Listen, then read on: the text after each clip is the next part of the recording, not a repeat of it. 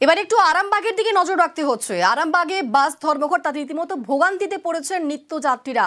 আজ থেকে হুগলিতে বাস ধর্মঘটের ডাক। টোটো এবং অটোর বিরুদ্ধে দৌরাত্ম্যের অভিযোগ। দূরপাল্লার বাসগুলি না চলায় রীতিমতো দুর্ভোগে যাত্রীরা। সুযোগ বুঝে চড়া ভাড়া হাঁকানোর অভিযোগ। টোটো চালকদের বিরুদ্ধে অভিযোগ করছেন যাত্রীরা। আমাদের সঙ্গে রয়েছেন প্রতিনিধি শুভদীপ। শুভদীপ, সপ্তাহের প্রথম দিন, আজকে সোমবার, কাজের দিন, সেখানে বাস ধর্মঘট।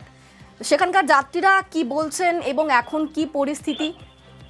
দেখো, সকাল থেকেই কিন্তু একই পরিস্থিতি। কারণ আরামবাগ থেকে কিন্তু 7টি জেলার, পার্শ্ববর্তী যে 7টি জেলার বাস কিন্তু আরামবাগ দিয়ে যায়। এর ফলে প্রচুর যাত্রী দুর্ভোগে পড়েছেন। এখন এই মুহূর্তে আমি বাস স্ট্যান্ডেই রয়েছি। সেই বাস স্ট্যান্ডের সামনে কিন্তু বহু যাত্রী অপেক্ষা করছেন বাসের জন্য, কিন্তু সকাল থেকে একটি বাসও, বেসরকারি বাসও চলেনি। আর সরকারি বাস চললেও কিন্তু সরকারি বাস বেশিরভাগ আরামবাগ থেকে কলকাতাগামী, কিন্তু লোকাল যে রুট রয়েছে পার্শ্ববর্তী বাঁকুড়া, বর্ধমান, পশ্চিম মেদিনীপুর, পূর্ব মেদিনীপুর, পুরুলিয়ার যেসব বাস যায় সেগুলো বন্ধ থাকায় বহু যাত্রী আর রাস্তার সামনেই অপেক্ষা করছেন। আর এই সুযোগে কিন্তু টোটো, অটো এবং প্রাইভেট যে গাড়িগুলি রয়েছে তারা ভাড়া হাঁকাচ্ছেন এই সুযোগ বুঝে। বেশ, ধন্যবাদ। হঠাৎ বাস বন্ধ, কি করে জানবো? কোনো খবর আছে যে বাসটা বন্ধ হচ্ছে? এইভাবে অশান্তি করে পাবলিক বিপদে পড়ছে রাস্তাঘাটে। মন্ডল সৃষ্টি এই করেই হচ্ছে। তো কি করে বলতে হলে এবার আমরা যাবো না কিসে? এখন এগুলো করার কোনো মানে আছে? সমস্যা পড়েছি আমরা, প্রচন্ড সমস্যায় পড়েছি। বাস তো বন্ধ, টোটালি বন্ধ আছে। আমি বর্ধমান যাবো। এখন যে অন্যান্য ছোট ছোট যে গাড়িগুলো আছে, মারুতি ভ্যান ট্যান বা এমনি তো যাচ্ছে না। তারপরে ভাড়া, প্রচন্ড ভাড়া বলছে। যাত্রীদের দুর্বাহিত দেখতে পাচ্ছেন, বাস স্ট্যান্ড চত্বরে প্রচুর প্যাসেঞ্জার এদিকে ঘোরাফেরা করছে, যাওয়ার কোনো পথ পাচ্ছে না।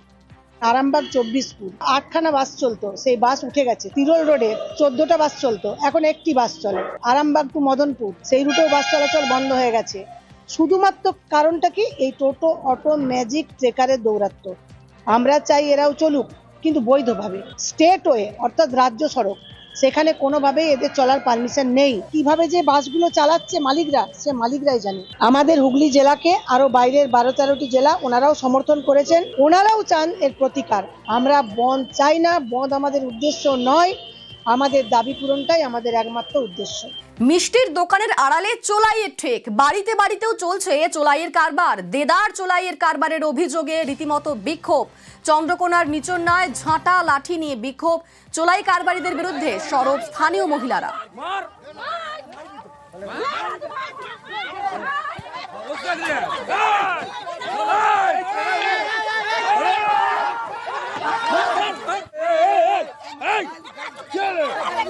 আমরা মদ তুলতে যাই না। মদ তুলতে কেন? আমাদের স্বামীরা খাচ্ছে, অশান্তি করছে, অত্যাচার করছে। আমরা ছেলে পুলে নিয়ে খেতে পাইনি, থাকতে পাইনি। গ্রামে কি মদ বিক্রি হচ্ছে? হচ্ছে তো। হ্যাঁ, হচ্ছে তো, বিপুল পরিমাণে হচ্ছে, বিনা লাইসেন্সে হচ্ছে। আমরা চাই দেশ থেকে মদ তুলে দোকানে দোকানে, ঘরে ঘরে, সব জায়গাতেই হচ্ছে। দিন রাত ঘরে অশান্তি। বলছে আমরা পুলিশকে কিনে নিয়েছি, আমরা বলতে এসেছিলাম বলে নোংরা নোংরা ভাষা বলছে। জাগলিং এর জাদু, ফুটবল নিয়ে কেরামতি ক্যানিং এর দীপায়ন গায়নের। বাংলা সাব জুনিয়র টিমের নিয়মিত সদস্য। এবার এলো অনূর্ধ্ব 17 ভারতীয় ফুটবল দলে খেলার সুযোগ।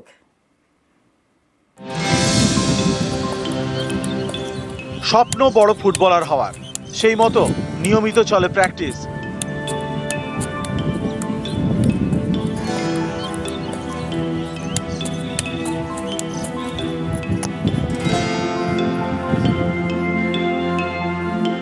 কঠিন পরিশ্রম করে এলো সাফল্য। ক্যানিং এর দীপায়ন গায়ন ডাক পেয়েছে অনূর্ধ্ব 17 ভারতীয় ফুটবল দলে। আমি প্রচুর খুশি, আমার থেকে বেশি খুশি আমার বাবা মা। কারণ বাবা মা ভাবতে পারিনি যে আমি এত স্ট্রাগল করে ইউরোপে আসবো, বাড়ির লোক খুব খুশি। আচ্ছা, তো পরবর্তী লক্ষ্য কি তোমার? পরবর্তী লক্ষ্য ইন্ডিয়া টিমে ফার্স্ট টিম খেলবো, আন্ডার 11 মধ্যে ঢুকবো, টিমের মধ্যে ঢুকবো, তারপর সিনিয়র খেলবো। আমি মেন খেলি স্টপার, তবে একটা মাসে লেফট ব্যাক খেলছিলাম, ভালোই খেলছিলাম বলে স্যার বললো তুই দুটো পজিশনই খেল। দক্ষিণ 24 পরগনার ক্যানিং এর দিহিরপাড় 1 নম্বর গ্রাম পঞ্চায়েত। এখানকার বাসিন্দা দীপায়ন গায়ন। দীপঙ্কর আর দীপান্বিতার একমাত্র ছেলে। ডেভিড সেসুন হাই স্কুলের ক্লাস 10-এর পড়ুয়া। ছোট থেকে ফুটবল ভালোবাসে দীপায়ন। 7 বছর বয়স থেকে ফুটবল খেলা শুরু। পছন্দের জায়গা ডিফেন্স। বছর 3 আগে অনূর্ধ্ব 14 বাংলা ফুটবল দলে সুযোগ পায়। এরপর নজর কাড়া পারফরমেন্স। সম্প্রতি ভুবনেশ্বরে ছিল ট্রায়াল, সেই ট্রায়ালে এলো সুযোগ। এবার ভারতীয় ফুটবল দলে খেলার জন্য ডাক পেয়েছে ক্যানিং এর প্রত্যন্ত এলাকার ছেলে দীপায়ন। ওর আগ্রহটা প্রচুর ছিল, আর তখন আমি যখন মানে সেলসে খুব নিম্ন মাইনেতে কাজ করতাম, তখন আমি সেটা ওর মানে কন্ট্রোল করতে পারতাম না খরচটা। যে জন্য আমি ওকে বলতাম, বাবা ফুটবল একটা খুব স্ট্রাগলের জায়গা, যে তুই সাবধানে খেলিস আর নইলে খেলা বন্ধ করে দে। স্যারদের ভালো তত্ত্বাবধানে মোটামুটি একটু প্রশিক্ষণ ভালো পেয়েছে, যেখান থেকে শুরু করেছে শিক্ষকদের কোচিংয়ে, তাদের সম্পূর্ণ সহযোগিতা আমাদের যতটুকু গরিবানার ফ্যামিলিতে যতটা আমরা পেরেছি ব্যাকআপ দিয়েছি। ক্যানিং থেকে অনুপ বিশ্বাস, নিউজ 18 বাংলা। দীঘায় এখন প্রায় সারা বছরই পর্যটকদের ভিড়। অভিযোগ একেই কাজে লাগাচ্ছেন হোটেল মালিকরা। অনেকেই গলা কাটা ভাড়াও চাইছেন, অনেক হোটেল আবার অনলাইন বুকিং এর সময় এক ভাড়া চাইছে, আর তারপর হোটেলে চেক ইনের সময় ভাড়া চাইছে বেশি। এসবের জেরে পর্যটকরা রীতিমতো নাজেহাল।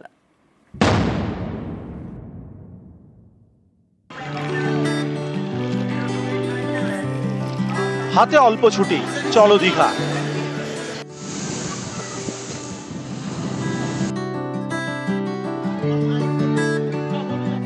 সপ্তাহের মাঝে দীঘা, উইকেন্ডেও দীঘা। দীঘা সারা বছরই টানে।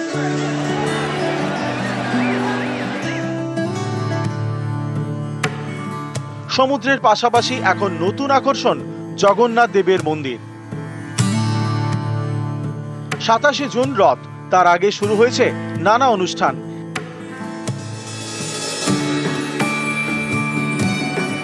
দীঘায় এখন উপচে পড়া ভিড়, রাস্তায় গাড়ির লম্বা লাইন।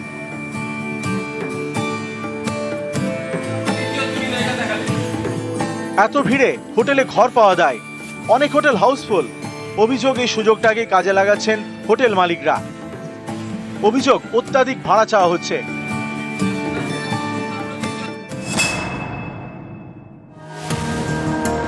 পর্যটকদের দাবি, আগে 500 থেকে 1200 টাকায় নন এসি ঘর পাওয়া যেত, এখন সেই নন এসি ঘর 2500 টাকা। 1200 থেকে 2500 টাকার মধ্যে পাওয়া যেত এসি ঘর, এখন সেটা কোথাও 3500, কোথাও আবার 6000 টাকা। আগেও এসেছি, থেকেছি, দাম অনেকই কম ছিল, কিন্তু এখন হোটেলের রেটটা অনেক বেড়ে গেছে, প্রায় আকাশ ছোঁয়া। বছরে হয়তো 8 মাস 12 মাসে 4 মাস একটা সিজন, সেই সিজনটা কেউ ডিসকাউন্ট দিতে চায় না। এবার কোনো কাস্টমার হয়তো ডিসকাউন্ট টাইমে এসছে, সে এখন এসছে, সে যদি বলে আমি সেই রেন্টে নিব।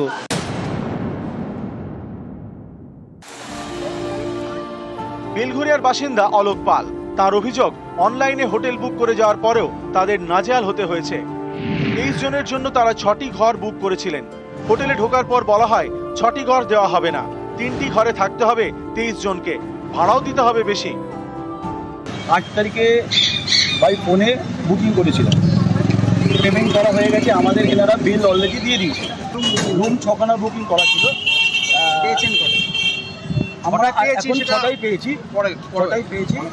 কিন্তু কালকে রাত্রে বলা হয়েছে যে আমরা এই পরিষেবা এই টাকায় দেবো না এবং আমাদের অনেক বেশি অ্যামাউন্ট টাকা চার্জ করছে। আপনারা এতগুলো মানুষকে 3টে রুমে অ্যাডজাস্ট করুন, আপনারা 3টে রুম ছেড়ে দিন। পর্যটকদের অভিযোগ, কেউ দীঘায় গিয়ে এখন একদিন থাকতে চাইলে হোটেলই পাবেন না। হোটেলের ঘর পেতে হলে অন্তত 2 দিন নাকি থাকতেই হবে।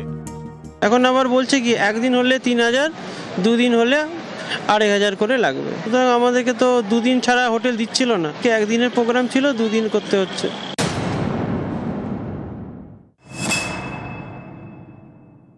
যখনই এই ধরনের আমরা কমপ্লেন পাচ্ছি, আমরা এখানকার ডিএসপি এবং পুলিশকে বলছি, তারপর কিছু কথা বলছে এবং তার সমাধান করা হচ্ছে।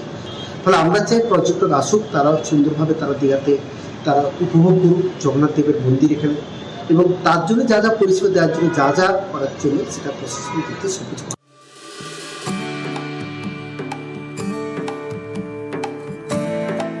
দীঘা থেকে পঙ্কজ দাশরথী, নিউজ 18 বাংলা।